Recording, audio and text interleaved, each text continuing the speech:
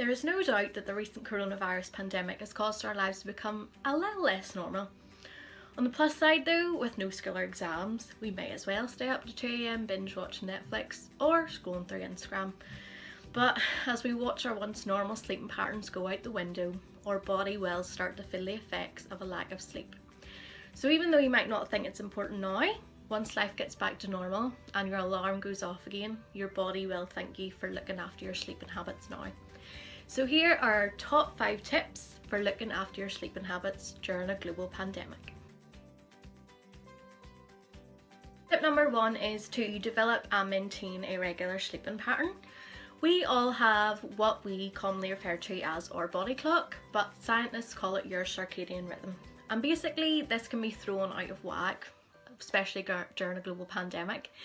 So if you can, try to keep your regular sleeping pattern as much as possible. It doesn't necessarily mean you would have to get up at the same time as you do whenever you're at school, but try not to sleep in any more than an hour from your normal wake up time. And again, whenever you're going to bed as well, try not to go to bed any later than an hour from you normally would. Say you normally go to bed about 10, try not to go any later than 11. Again, another thing that might be tempting is to have an afternoon nap, so try not to become the nap king or queen if you can. Again, afternoon naps, although tempting, they will mean that you end up sleeping a lot later during the night, and again it'll just throw your whole pattern out of whack. A good thing to do actually is if you are able to track your sleep. So there are apps that you can do it on. You can also use maybe your fitness watch as well to try and track your sleep and make sure you're getting enough. Teenagers need about 8 to 9 hours of sleep a night, so that could be maybe a goal that you work towards to make sure that you're getting your regular sleep. So tip number 2 is to try and keep your bedroom for sleep. Although this might be hard because we are kind of forced to spend a lot more time with our family and we might find that retreating to our room gives us some peace, it's important that you don't spend all of your day in your bedroom. If you can, you could schedule one of your catch-ups or your phone calls with your friends in the living room, or you could help your mum and dad in the kitchen or in the garden. I'm sure they would love you for this. Also another thing is to try not to eat all your meals in your bedroom. Meal times are actually a really good time to catch up with your family as well, and you never know, spending more time with your family, you might actually find out that you like them. So tip number 3 is to get outside and try and keep active. The best time to get outside and get some fresh air is in the morning, because what it does is it exposes your body to natural daylight, and this helps to release a hormone called melatonin, which helps to regulate your sleep. If you're not a morning person, try getting out and getting some fresh air at least in the afternoon or in the evening. Again, just make sure you're following the government guidelines and not meeting up with anyone outside your house.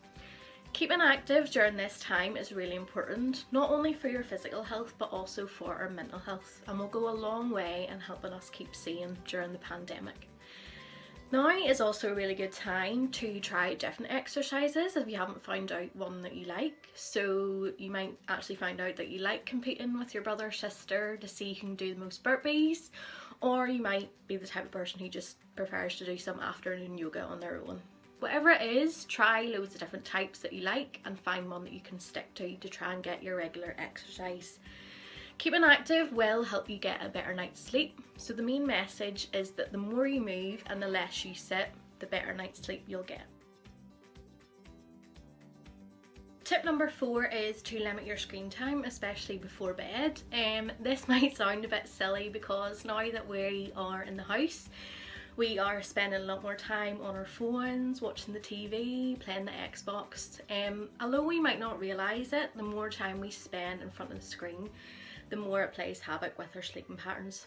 So phones, TVs, any type of screen has a thing called blue light, and when it emits the blue light, what it does is it increases your alertness and it kind of resets your body clock back a bit as well, making it harder to get to sleep. So if you can, the best thing to do is when you're having your screen time, you're having phone calls, catch up with your friends, which is all really important and it's what we want you to do. But if you can try and schedule that in maybe during the afternoon or in the evening, try not to do it too close to bedtime to make sure that you're not spending too much time on your screen before you go to bed.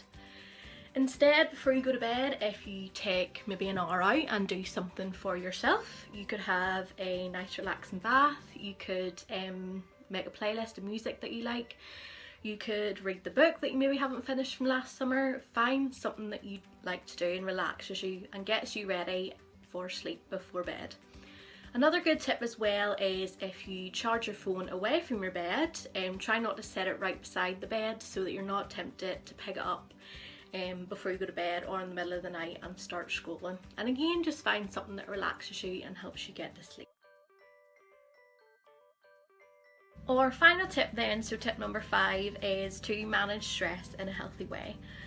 Often one of the biggest causes of lack of sleep is because people are stressed, and it's a very normal reaction that our bodies have. And often just before we go to bed, our brains kind of start working into overtime and we start overthinking. So you might be overthinking about things that have happened in the past, or it might be worries about the future. But if you can kind of find a way to kind of relax and manage your stress before you go to bed, that'll go a long way. And it might even be, you know, catching up with friends during the day, talking to people. Reach out to your friends and family and talk about ways that you're stressed and find ways that you can manage it in a healthy way.